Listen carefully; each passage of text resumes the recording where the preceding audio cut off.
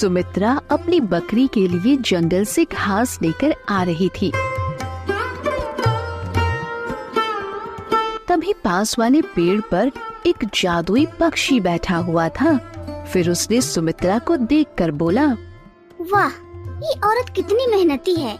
मैं पिछले कई सालों से देख रहा हूँ। ये हर सुबह आती है और अपनी बकरी के लिए ताजी घास काट कर ले जाती है। लेकिन एक बकरी भला कितना ही दूध देती होगी? इतने दूध से तो बस इनके घर की चाय ही बनती होगी। फिर ये बेचते क्या होंगे? मैं एक जादुई पक्षी हूँ, क्यों न मैं गाय बनकर इनके घर चली जाऊँ। फिर मेरी दूध को बेचकर ये आराम से अपनी जिंदगी जी पाएंगे। हाँ, ये ठीक रहेगा। वैसे भी ये औरत बहुत ही दयालु और अच्छी लग रही है।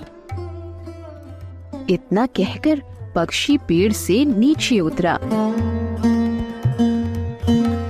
और एक सुनहरी रोशनी के साथ एक सुंदर सी गाय में बदल गया।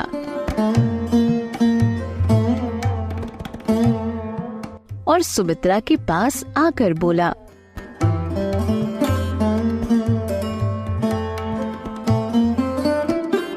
हे दयालु औरत, मेरे इस जंगल में कोई नहीं है और मैं अकेले ही रहती हूँ।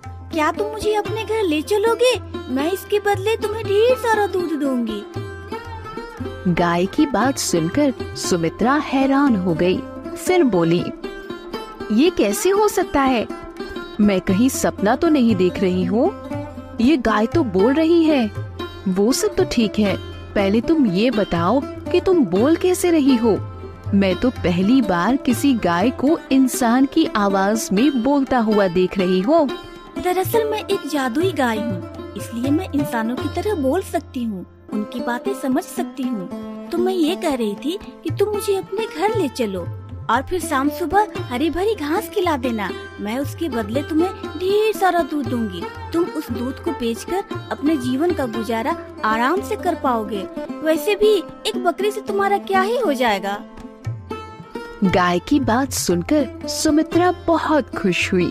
क्या जादुई गाय, तुम सच कह रही हो? अगर ऐसा हो जाए तो फिर हमारे जीवन की सारी परेशानियां खत्म हो जाएंगी। अगर ऐसी बात है तो ठीक है, तुम चलो मेरे साथ। सुमित्रा उस गाय को लेकर घर आने लगी।